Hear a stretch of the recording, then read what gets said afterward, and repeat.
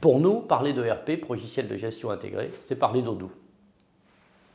Vous allez nous dire, mais pourquoi seulement celui-là? N'y en a-t-il pas d'autres? Si, évidemment. Le plus gros, c'est SAP, le logiciel allemand, très coûteux, dédié aux très grosses entreprises. Vraiment des solutions mondiales pour des grands groupes. C'est Oracle, un peu la même chose. C'est Divalto et bien d'autres. Il existe des ERP un peu pour toutes les fonctions, toutes les professions, etc.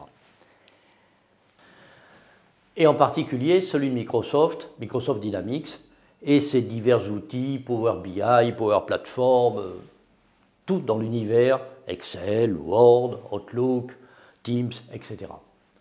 Il est formidable, personne ne le critique, sauf qu'il est assez cher, assez complexe et pas forcément totalement intégré. Ça, c'est un point important. Chez Microsoft, on propose des solutions absolument séduisantes, qui sont le low-code.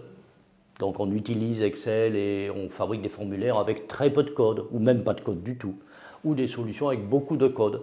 Et tout est plus ou moins assisté. Et maintenant, s'y est greffé en plus l'intelligence artificielle, donc c'est assez formidable visuellement. Mais c'est assez dur à intégrer et assez coûteux quand même.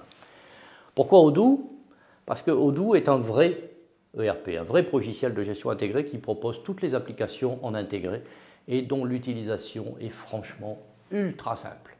Ça fait peur parce que on entre là dans l'univers des bases de données relationnelles, on entre là dans un univers possible de programmation, donc il n'y a pas de version low-code, comme chez Microsoft, il n'y a pas de version qui utilise ce que vous avez déjà fait dans Outlook, Excel ou autre, c'est de la base de données. Mais ça nous paraît bien plus compatible avec l'objectif d'une entreprise petite, moyenne, voire grande, et surtout bien plus souple d'utilisation. Et toutes ces qualités font à la fin un budget beaucoup moins élevé.